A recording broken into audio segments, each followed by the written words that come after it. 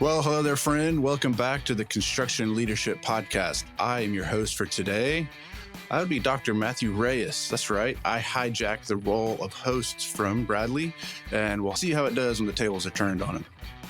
I love it. I appreciate you making time for this. And what we're going to talk about here today is the University of Oklahoma, their MBA program specific for construction pros. And this is how we do it, Matt. Okay. As soon as you come on, all the rules are out the window.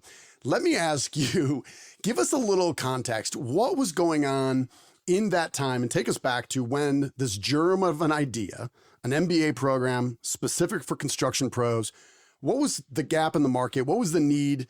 Maybe give me and the audience a little bit of context of the origin story here. Yeah, it actually goes way, way back. So I'd always wanted to start a construction MBA. We'd actually call it title Construction MBA.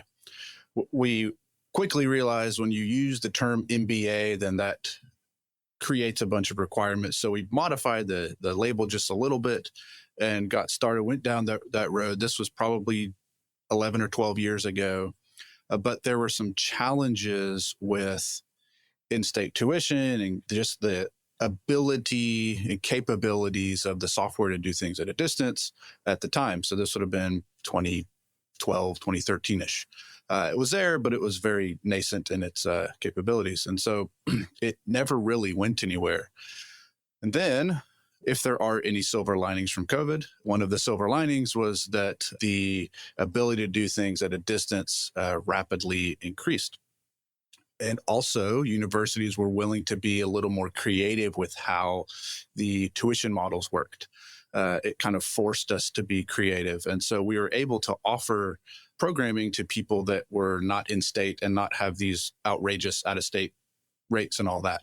So that's kind of the behind the curtain piece. The more kind of a little out front portion of it is, again, in working with industry advisory board members, we thought, well, what would this thing look like?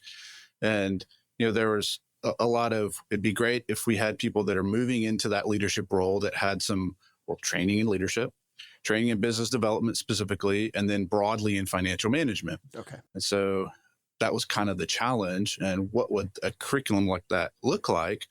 Well, I figured I don't need to reinvent it completely. So there's a bunch of really successful MBA programs out there. Okay. I don't need to start from zero. I want to start at something. So I just compared a bunch of MBA curricula, and I pulled out what was really common, what I felt was valuable, got some additional input from advisory board members, and then just started to replace some of the courses that were maybe a little more of the advanced financial management stuff, maybe not necessarily advanced, but just maybe a little more specific to someone that's going to be in the financial world, and replace them with construction leadership and construction business development and lean principles and advanced construction law, those types of things. So now we have a program that is tailored. It's very similar to an MBA. We call it the Master of Construction Business. So there are 20 of the 32 credit hours. They match up exactly with what our MBA students do here at the University of Oklahoma. And then 12 of the 32 hours are specific to construction management. And, the other thing we wanted to do was to not just have someone go straight from an undergrad to this program. What we wanted to do was bring in people exclusively that have construction experience. Now, they're from all different corners of the industry, which is awesome because we have lots of different insight, different perspectives, but everybody is a construction or a design professional. So we get architects and folks in construction financing and superintendents and project managers from both residential and commercial. We get all of them, but they're all construction professionals that are working their way up the leadership ladder. So you had reached out to me and I jumped at the chance. I kind of told my team, probably not 30 days before, like, here's the deal. No new things. You're hearing it from me. There's nothing new we're going to do because I'm the king of let's do one more thing and it's exciting and it's going to be awesome and it's going to make an impact.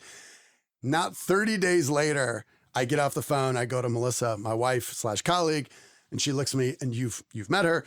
And she looked at me and she's like, who was that? What was that? I'm like, that was the University of Oklahoma. That was Dr. Matt. And I think this is going to be one new thing. And I told her what it was. And she said, Like, yes, you've been dreaming about this opportunity for a while. My next question to you, I was laughing as I typed it, was, can I design the content? Can I choose what is in this? And you said something along the lines of, well, yes. However, we are the University of Oklahoma and we do have standards. There will be some oversight. And by the way, Jane in your office, who's the instruction designer, was absolutely amazing. But maybe walk us through, like, what were you thinking about at that point and how much freedom do you give folks when because I do think a lot of our listeners, they have the name of their company / university and they design their own stuff often. How do you think about that, giving freedom? And how did you think about kind of putting guardrails for me? Well, what we want to offer our students, knowing that they are construction professionals, we want them to be learning from fellow professionals. We know that they will instantly sniff out someone that has only read about what they're talking about in a book and never actually experienced it or at least tried. So we know they'll sniff that out real fast. So what we want to do is allow them the opportunity to learn from people that have been there and done that. And oddly enough, the dude that has the construction leadership podcast that showed up in a Google search, really weird. But no, having known you for a while and kind of known what your interests are and where your skill set is, we thought you'd be a great candidate, and we're really excited you said yes. To be honest, that we had the conversation internally. Man, Bradley'd be awesome. I don't know if he'll say yes or not. So we were stoked when he said yes. And as far as the keeping the guardrails on it, we want to allow as much flexibility as possible within the required, these are the learning outcomes for the program, these are the learning outcomes for the course. Because so kind of within those criteria, we want to allow the subject matter expert to build out the details based on your experience and your expertise, so that it's a real genuine class and a genuine offering. Cool. So Bradley, tell me a little bit about, as you were beginning to develop the class, once you said yes, and Melissa said yes, as you're beginning to put the parts and pieces together, both the macro level, what are the big topics we want to cover, and what are the specific elements of those topics we want to cover, what was your approach? I kind of approached this with almost like the barbell mentality, where I knew a couple of the real big things that are probably all leadership courses have, which is, let's start making sure we understand ourselves and we can lead ourselves before others. So we had some of these really big concepts that my assumption was, having read enough leadership books and been fascinated about leadership for a long time, those would be there.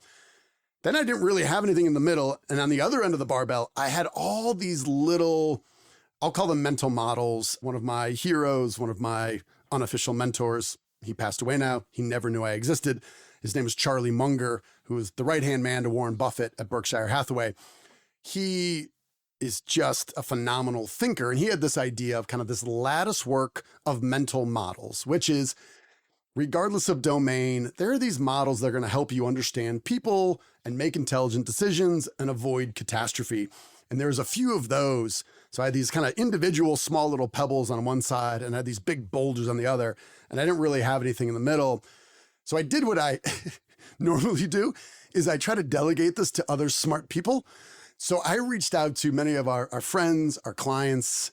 At this point, we were, call it 400 episodes into the podcast. I reached out to probably 75 or more past guests. I dumped my problem at their feet and said, what would have to be true to be in this? And if it wasn't included, you would say, Bradley, you designed a course and you didn't have this. I'm disappointed because you missed the most obvious thing, or the thing that matters most. And two of those right off the bat, I thought were, to me, somewhat non-obvious. The one was really about written communication. Leader after leader after leader said, when we're bringing up folks, whether they're in their 20s or their 30s or their 40s, getting ready for these kind of C-suite jobs, we are finding, whether it's email, whether it's text, or any sort of written documents, they are really struggling with that. So you have to have something in there.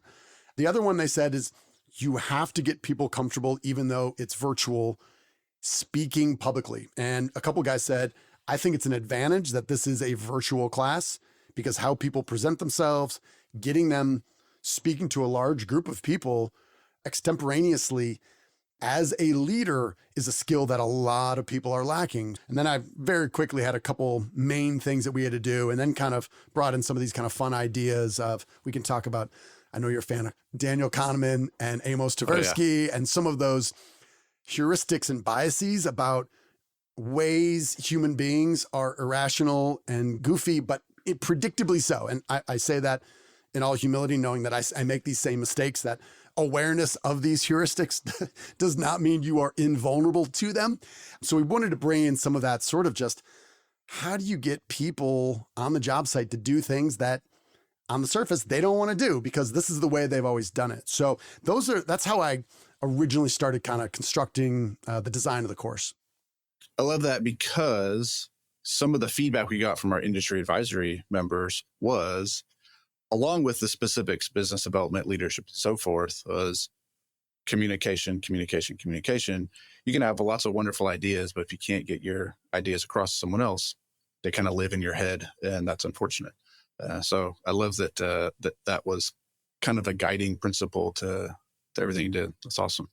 What were some of the resources you used? Did you give a lot of readings? Did you have them go watch a bunch of TED Talks? What did you use as resources to try to reinforce the ideas with the students in the class? Yeah, my approach was we selected one book, and this actually came from a gentleman who is an Oklahoma grad. He works for Sunt Construction. And as I was casting about for books, I wanted something that had some meat, was ideally from a different domain. And he suggested Team of Teams. And I had read that, and but it'd been some years. So I went back and revisited that, and it just seemed really timely. And so it's written by General Stanley McChrystal and like 5 other guys.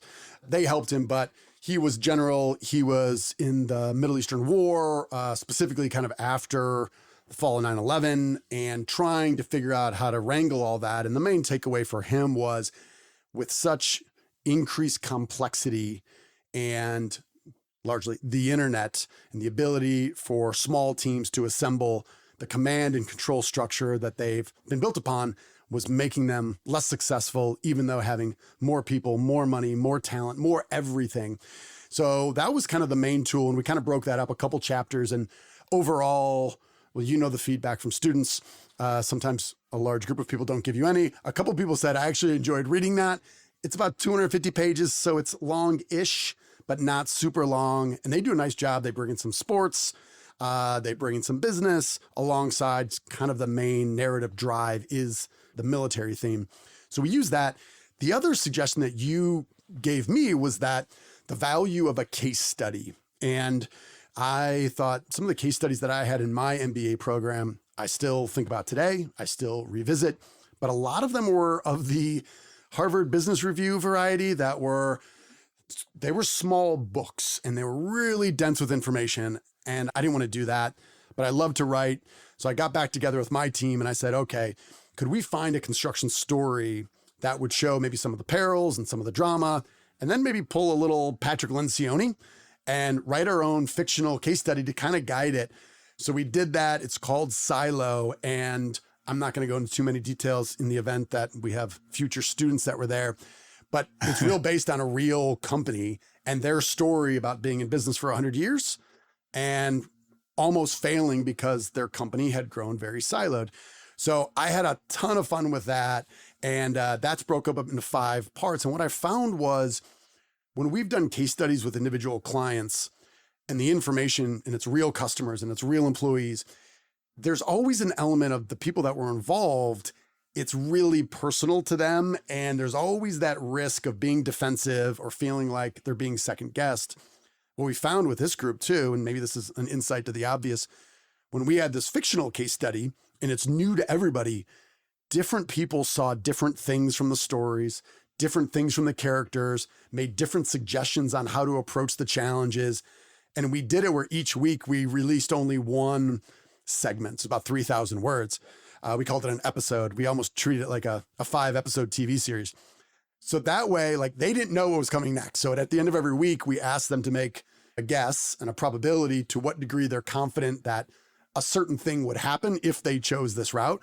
So I had a lot of fun with it. People really got engaged and they started like talking about these characters as if they really work with them, which to me was very gratifying. So those were kind of two of the main written tools. And then we had one article per week. And I tried to keep those short, under 1,000 words that you could get through in, 15, 20 minutes or so. That's great. I love that you're able to use case studies or a large case study as a way to tell a story. And I think that's why they're so valuable, is because we can kind of imagine ourselves in the case study, or what if I were there, what would I do? And it's kind of this real immersive experience.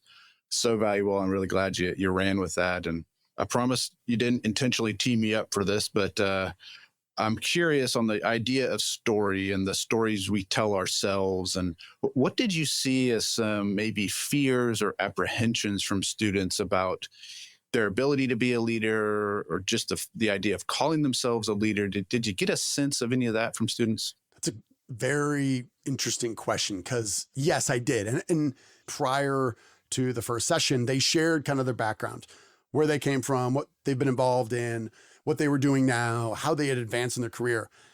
And I was reading through these, and my overall sense of imposter syndrome was just going up.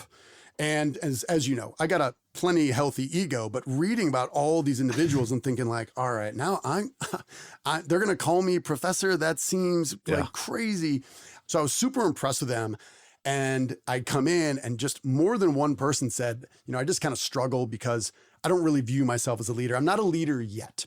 And I had done some homework ahead of time for myself. There's an organization called Admired Leadership that I had heard about, and they just have a series of videos. And in the first one, they defined leadership, and they said everybody should have a definition of leadership. And I said, yes, totally makes sense, especially me if I'm teaching this class. And I really didn't have one. And I took theirs, and all they say is a leader is someone who makes other people and situations better. And when I heard it for the first time, I thought, well, yes, of course. And you can do that from anywhere in the organization.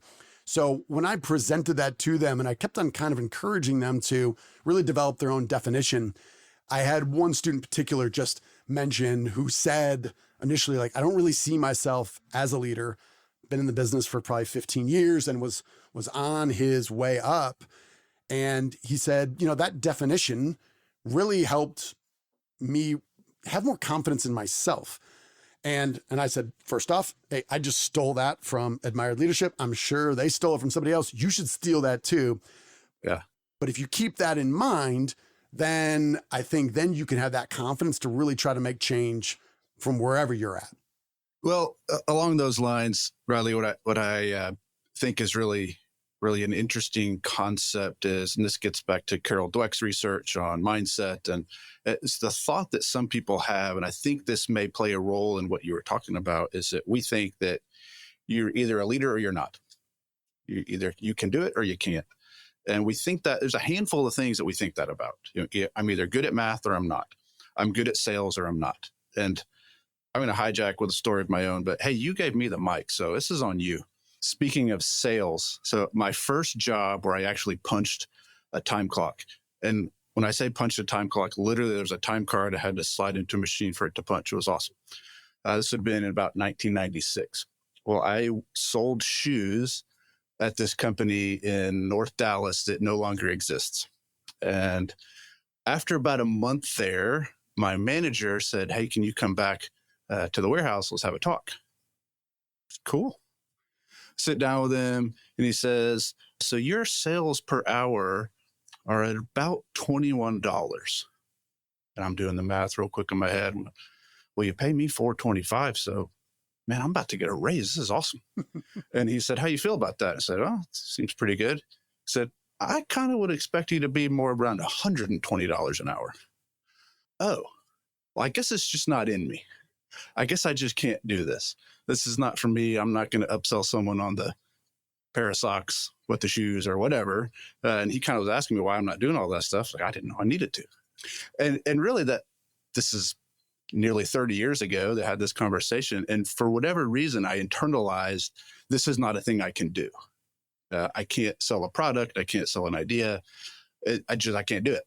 Until years later, when I learned that there are things you can get better at. Now, there's going to be a ceiling on skills. Some people are born with the aptitude to excel. Their ceiling is higher, if you will. But we can all get better at something, whatever the thing we dedicate our time and attention to. And I think leadership is a great example of that, as everyone can get better at it. Everyone can learn some distinct skills, some ways to interact with their coworkers or their people that report to them or whatever it may be. And that's why I think a class like construction leadership is so valuable, because we can all move a little closer to the goal, regardless of what we think about our own skills starting out. So that's a long way of me asking you, did you get a sense either during this class or really over the course of you coaching others that you can really see tangible results of people moving closer to the goal of becoming better leaders? Yeah, absolutely. And my whole view on this, and we ended up making a couple tools that were largely generated by the class. And that's where I'm always trying to think about, we're training people, we are developing skills, we're developing behaviors. Can we put these into use, and can we create habits out of those? And I felt, while I will never speak too negatively about my MBA experience, it was wonderful. It changed my life. This was kind of an all industry MBA program, but I met a couple construction folks. We're still friends today. These folks have helped change my life, but I did feel an element of having kind of some business and leadership trivia where, I could whip out the name of a good book and some of the central tenets of, Jim Collins' Good to Great and Level 5 leadership. But it seemed more like trivia versus, okay, I now have this tool in my toolbox. I have some sense of when the opportunity might arise where it would be best used. And I'm going to make some mental prediction. I might even write it down, what I think is going to happen. And I can continue to analyze and learn to speed my own development. I didn't have that. But I do believe, we saw it in this class, we had a wide range. We had some folks that looked like they were probably mid-20s, and we had some folks who were probably in their mid-50s. The thing that I do love about leadership, and for all the complaints we all have, I know you and I have talked about these in the past, as you age, things generally get worse. My jawline gets droopy, my hairline continues to retreat, and I pull my shoulder out of whack trying to put on a t-shirt. However, the good news is with leadership is, as you age, as you mature, as you get more wisdom and experience, this allows you, I believe, to become a better leader because you've got more experiences that you can draw upon. So this is a lifelong thing that we can all improve. And that's where I really tried to think about, okay, and some of these actually came after the class. I ended up mailing some of these tools because I was casting about trying to figure out what's the most economical way in terms of time, that is, to make these tools available as a reminder. Because if we just cover them once in week 4, and we talked about the speed of trust with Stephen M.R. Covey and how that changed my life, and we talk about it and then we don't ever come back to it again. My concern is 6 months from now, they're like, Covey, 7 Habits. Like they're casting them out because it's only in their memory versus, we create a little workbook. It's a kind of a quarterly reminder and workbook. I literally use this now. So I was always trying to think about, how do we take those as ideas, as concepts, as mental models, teach it, talk about it, learn from each other, now make it a tool. And I do think it increases the probability that it can be used longer term to see if it does, in fact, make things better. So I wanted to ask you about a couple of those tools. And I know you've covered one of them in the past, but the inversion booklet. So this was a product of really input from the whole class, right? Yeah. If Charlie Munger were alive and he were to think about such things in this way, which he wouldn't. And I said, Charlie, I want you to have basically your own NFL draft.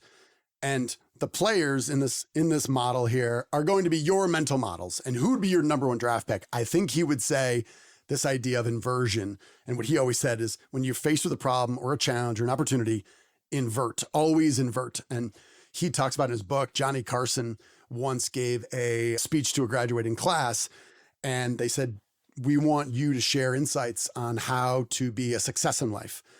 And he said, looking back on my own life, I think that's impossible. Too many things of luck or chance, it'd be impossible. He goes, however, I can very specifically and candidly tell you about the ways to become a failure. And he said that list is much shorter. And that was same idea of inversion. So what was really fun, I started off the class, and again, so you get 32 students, a couple different countries. We had folks on the West Coast that were a couple hours behind me in Central. And then we had folks that were starting class at 8 o'clock in Buffalo and New York. I am aware Buffalo is in New York, but so we had that. And I'm like, I want to get them engaged and talking as soon as possible. So we started with this inversion. I explained it. And I said, let's start this list of what not to do. And what was fun is the first class, people got it. And we had, say we got 10.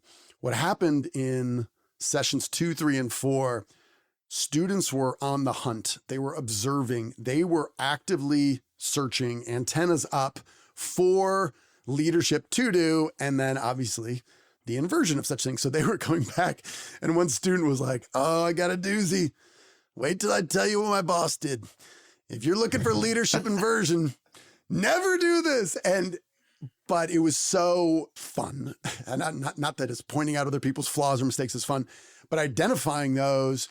And then also finding that by the end of week 4, there was a few new ones that added some nuance, but we started realizing that there's a lot of redundancy, which to me was like, okay, for this class, it was 3 dozen. Got 36 things. Do not do these things, and you de facto will be a better leader than most. And that was, so every class I really enjoyed. And I think, my worst fear as a teacher virtually is you're running your mouth and you're looking at these tiny little, rectangle faces, and everyone's just sitting there, and you can tell that they are not enjoying this. They're not thinking about this. They're someplace else. So the engagement I thought was really strong. And I said, okay, if we could start every class, get off strong, then I will try to keep it fun. We did some competitions and some other things I like to do to keep them engaged. And then at the end, I threw them in there, right on the inside cover. I didn't make this, I collected it. So I had all the list of all the students' names. So I think for me, and a couple other students have shared this will be not only a leadership tool that they can thumb through, but it's also going to be kind of I'm not being too sentimental, a keepsake of sorts that will kind of timestamp our time together, and they'll remember, who the students were in that class they took it with. Yeah. There's something really powerful about having the thing that's tangible, having something written down, something to refer to, something maybe to hold you accountable to something. I think there's really some powerful pieces of that. And interesting, what you did is called transformative experience. So the educational psychology research field will call that transformative experience. Oh. A short definition is when you connect something you're learning in the classroom to something outside the classroom. So we get to do this in construction all the time. Yeah. We talk about materials and methods. I want you to, next time you drive by a site, pull your car over first, then take a picture, then bring it to me. I do it in safety class a lot during your internship. When you see something done right or done wrong, document it and let me know. So you make that connection. And what it does is it reinforces the rote knowledge that it could be in the classroom setting to make it a more colored image out of the black and white that it could be. Yeah, transformative experience. It's a really powerful way to learn something. And there was one other, and I think this connects to the silo case study, but the app. Tell me about the app that you've got, the decision-making app. Yes. So at the end of the day, what leaders are paid for at all levels are making decisions. And you will occasionally hear, whether it's a coach or a business leader or someone being memorialized in Forbes magazine or whatever, they talk about their ability to kind of see around corners, which is there's some sort of intuitive or non-intuitive pattern recognition. And I see where this is going, or we experiment enough where it looks like I knew where this was going. And I've been fascinated for a while. There's a guy named Dr. Philip Tetlock. I think he teaches in the Wharton School. He studied alongside when he was much younger from Daniel Kahneman. And his whole thing is forecasting.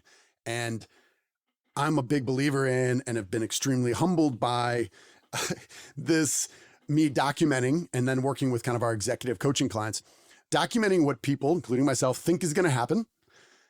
And then make it real specific. I think, hey, we're going to close this deal by this date at this dollar, or we think this hire is going to help us generate blah, blah, blah, whatever that is. We document that. And then when that date comes, we are forced to reckon whether or not that is true. The one element we added to it, which came from Tetlock, was putting a confidence interval. So I'm 90% confident when we hire Jimmy's going to come in and deliver $1 million more to the bottom line.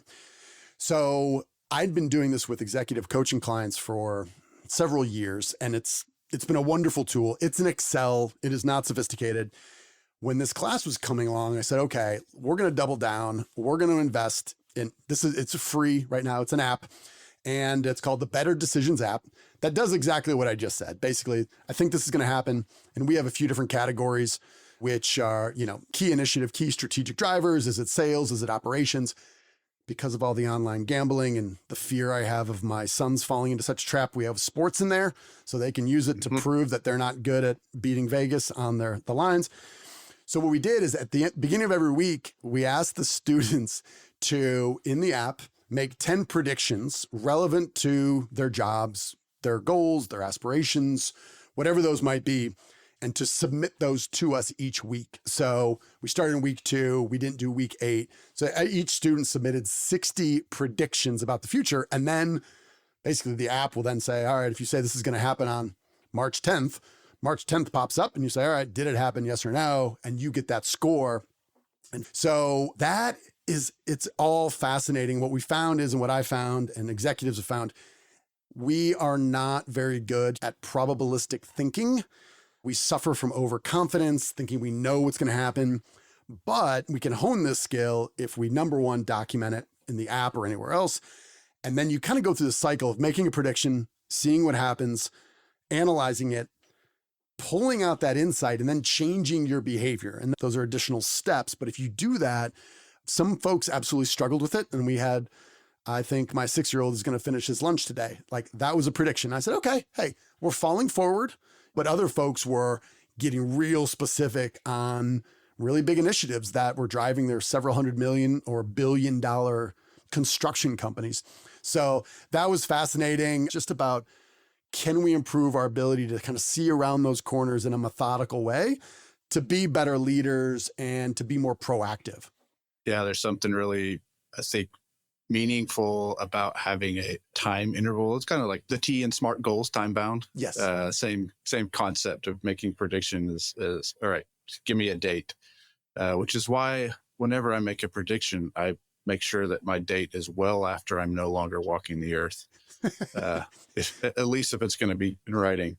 But actually, in truth, that's not helpful. Like, if I want to get better at it, or if I want to at least hone or narrow down what is a helpful prediction in making good plans, I need to be held accountable to what I think is or is not going to happen. And you mentioned Kahneman and Tversky, and I love those guys. Kind of gained some fame in the 60s and 70s. Really behavioral psychologists, kind of the seeds of behavioral economists movement, but some really interesting concepts that they kind of uncovered as they're doing their research. And there's a whole long list of biases we go through, and you could kind of summarize it like you did before about, we are not rational creatures. When everything points to we should make a rational decision, we frequently do not, which it makes life a lot more interesting that we're not robots. So a couple of them I think are interesting. There's the idea of anchoring. Are there any that you focused on throughout the course or in kind of your day-to-day leadership style that you felt to be particularly meaningful? Yeah, we paired these with, I kind of selected my favorite 5 with kind of the 6 elements of persuasion from Dr. Robert Cialdini at Arizona State. And so we hit on a few of them, and some of them, like hindsight bias, I think largely the class already knew. So we kind of dug into that just a little bit. The one that I often think about beyond overconfidence, which is really tied to that better decision. So every time we're putting a confidence interval, which really shows that we are overconfident consistently and repeatedly, even when we know that's a risk. The one that I constantly think about, whether it's marketing a new product or whether it's trying to close a sale or whether it's trying to convince someone that using a new technology on the job site is going to save them 15 minutes every single day, it's this idea of loss aversion, which says that if I were to give you $100, Matt, and you would have somewhere in there, we could see digitally, there was now 100 more units of joy. If I then went back 2 days from now and said, hey, by the way, that $100, I need it back. I took that $100. you wouldn't just lose the 100 units of joy and say it wouldn't just be 100 units of pain. It might be like 137 units of pain. So the pain we feel at loss is larger than the comparable joy we would feel of the inverse. And that to me is just fascinating. And I see a lot of times when during change management initiatives with clients, large and small, digital and analog, is that we often frame it as if, hey, I'm going to give you $100. You're going to love it. And sometimes just switching the psychology around and talking about the avoidance of bad things and framing in a different way, thinking about loss aversion, immediately improves the odds that someone's going to change their behavior. And I think as leaders, that's a big part of what we have to do. So I love that. Well, thanks for joining us today, Bradley. I appreciate you making the time and letting me ask you some questions. For what it's worth, I think the fact that you got some constructive feedback on some of the tools you were building, I think that makes the positive feedback that they gave us at the end of the semester and you, I imagine, even all that more reliable. And students loved the class. And I don't know, I'm excited for the second iteration of it to see where you take it. Me too. Well, thanks for the time today. And as a wise man once said, you are owed nothing. Deliver value first.